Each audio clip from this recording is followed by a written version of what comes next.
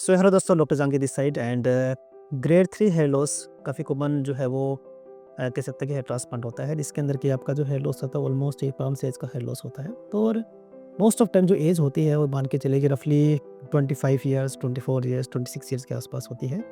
और ये most common hair transplant generally माना जाता है। यहाँ पर अर्ली स्टेज वाले जो हेयर लॉस वाले आते हैं, क्योंकि ग्रेड 1 या ग्रेड 2 तक जो आपका हेयर लॉस होता है जनरली हमारा लुक ठीक ठाक रहता है, लेकिन जैसे ग्रेड 3 हेयर लॉस होता है तो वहाँ पे हमारा कंसर्न जो डेवलप होना शुरू होता है। और उसके बाद में मेनी पीपल दे कम कि doctor I want kind of hair transplant to be done because मेरा लुक है वो उतना अच्छा नहीं दिखाई दे रहा है। ओके, और साथ साथ में उनको जो सेंट्रल वाला पार्ट है, ये वाला पार्ट, यहाँ पर उनको लगता है कि बाल उठ के और भी थिन हो रहे हैं। तो ये वाला जो है पैटर्न होता है ना, ये काफ़ी कॉमन होता है। अगर आपको भी इस तरह का पैटर्न का हेयर लॉस है तो ये वीडियो आपके लिए है और आप इसको अच्छे से देखिए कि वास्तव में इसके लिए अप्रोच क्या होता है और कैसे जो है हम आपका फ्रंट लुक अच्छा बना सकते हैं, साथ साथ में जो बैक वाले हेयर हैं उसको हम कैसे बचा पाएंगे। ओके, तो 2-3 क्वेश्चंस यहाँ पे अराइज होते हैं। सबसे पहले ये क्वेश्चन होता है कि डॉक्टर ये मुझे बताइए कि इस स्टेज में जो हेयर ट्रांसप्लांट करना चाहिए कि नहीं करना चाहिए। ओके, तो देखिए अगर आपका एज ये मान के चलिए कि 35 या 40 के आसपास है और आपको लगता है कि मेरा लुक ओके है, तो ठीक है, इन बालों को बचाया जा सकता है और आपका एक लुक ठीक ठाक रह सकता है। लेकिन अगर आपको लगता है कि आप एक ऐसे फील्ड के अंदर जहाँ पर कि आपको लुक बहुत ज़्यादा इंपॉर्टेंट है, जैसे कि मार्केटिंग हो गया, या फिर आप जो है कहीं पर मॉडलिंग कर रहे हैं, या फिर आप सिनेमा के पर्सन्स हैं, या फिर in general you want kind of a look, then definitely hair transplant can be done. Okay, hair transplant ज़्यादा इंपॉर्टेंट नहीं है यहाँ पर। यहाँ पे ज़्यादा इंपॉर्टेंट इस बात के लिए कि हम कैसे बाल बचाएँ, मतलब इस वाले एरिया के अंदर, है ना? और साथ-साथ में हम फ्यूचर वाला पार्ट पे भी देखना ज़रूरी होता है कि हम सारे ग्राफ्ट हम खराब नहीं करें। ओके? बेसिकली हेयर ट्रांसप्लांट एक तरह का डिमांड एंड सप्लाई का गैप है। ओके? और यहाँ पे डिमांड हमेशा बहुत ज़्यादा होती है और जो सप्लाई वाला पार्ट है कहीं न कहीं थोड़ा कम रहता है। ओके? तो इस तरह का बैलेंस होना ज़रूरी है। इसमें 2-3 तरह का जो है वो हेयर लॉस का पार्ट होता है। एक होता है जिसको बोलते हैं ग्रेड 3 हेयर लॉस, एक होता है ग्रेड 3 वर्टेक्स।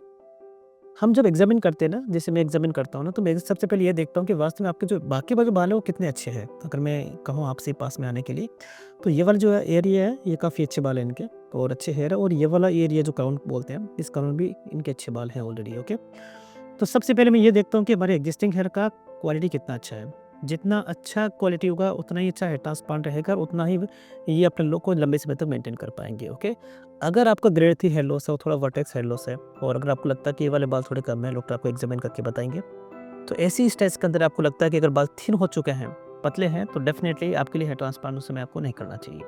आप एटलीस्ट 6 मंथ्स का भी गैप दे सकते हैं और 6 मंथ्स के बाद में आप देखोगे कि जो एग्जिस्टिंग हेयर वो काफ़ी ठीक ठाक हो चुके हैं और हमारे लिए काफ़ी जो है वो प्लान करना काफ़ी ईज़ी हो जाता है कि इस एरिया में बाल लगाने चाहिए, नहीं लगाने चाहिए। ओके, तो आइडियली एक अगर आपका डिफाइंड ज़ोन है जहाँ पे लगता है कि हेयर लॉस नहीं है और बाकी जगह हेयर लॉस है और बाकी जगह हेयर लॉस नहीं है और अच्छा एरिया है, then you can plan the hair transplant. Otherwise thinning ज़्यादा है तो डेफिनेटली आपको एक मेडिसिन लेना चाहिए रफली 6 मंथ्स टू 1 ईयर के लिए, और उसके बाद आपको वो हेयर ट्रांसप्लांट प्लान करना चाहिए। ओके, तो अगर हम बात करें डोनर एरिया, इनके लिए थोड़ा घूम जाइए एक बार और। तो डोनर एरिया इनका स्ट्रॉन्ग है। ओके, सो डोनर एरिया में 2-3 बातें हम देखते हैं। सबसे पहले देखते हैं कि हेयर की इनकी क्वालिटी किस तरह की है। ओके, अगर बाल जितने ज़्यादा थिक होंगे, मोटे होंगे, उतना ही अच्छा रिजल्ट आने वाला है इनका। ठीक है, और सेकंड है कि होता है कि आपका जो पर ग्राफ्ट फॉर फॉलिकल यूनिट के अंदर आपके कितने ग्राफ्ट है। जैसे ये फोटोग्राफ देख पा रहे हैं, इसके अंदर मल्टीपल जो है वो एक यूनिट्स होती है। ठीक है, उसको बोलते हैं फॉलिकल यूनिट। इसमें 1 से लेके 4 बाल हो सकते हैं। तो जितने ज़्यादा नंबर ऑफ हेयर होंगे पर यूनिट के अंदर, तो ये मान के चलिए कि उतना रिजल्ट उसका अच्छा आता है। और थर्ड बात होता है कि यहाँ पे आपका ये एरिया कितना बड़ा है। तो जितना ज़्यादा बड़ा एरिया होगा उतना ही हम ज़्यादा ग्राफ्ट निकाल पाएंगे। जनरली माना जाता है कि यहाँ से रफली 4000 से 5000 के बीच में हम ग्राफ्ट निकाल सकते हैं। वो डिपेंड करता है कि डेंसिटी कितनी ज़्यादा है और साथ-साथ में आपका एरिया कितना बड़ा है। ओके, इनके लिए रफली हम 3000 ग्राफ्ट के आसपास ही प्लान करेंगे और उम्मीद करेंगे कि इनके एक अच्छा रिजल्ट आए। और क्योंकि ये वाला एरिया भी ठीक है, काफ़ी अच्छा है, तो इस एरिया पे हम हेयर ट्रांसप्लांट नहीं करेंगे। ओके, एजेस भी काफ़ी ठीक है, तो इनका भी हम थोड़ा ध्यान रखेंगे। हाँ, फ्रंट पे एक बार घूम जाइए। फ्रंट पे इस एरिया पे इनके बाल ज़रूर डालेंगे क्योंकि ये थोड़ा-सा वीक लग रहा है मुझे, और मुझे लगता है कि यहाँ पे अगर हम बाल डालेंगे तो डेफ़िनेटली वो एरिया ज़्यादा स्ट्रॉन्ग रहेगा। ठीक है?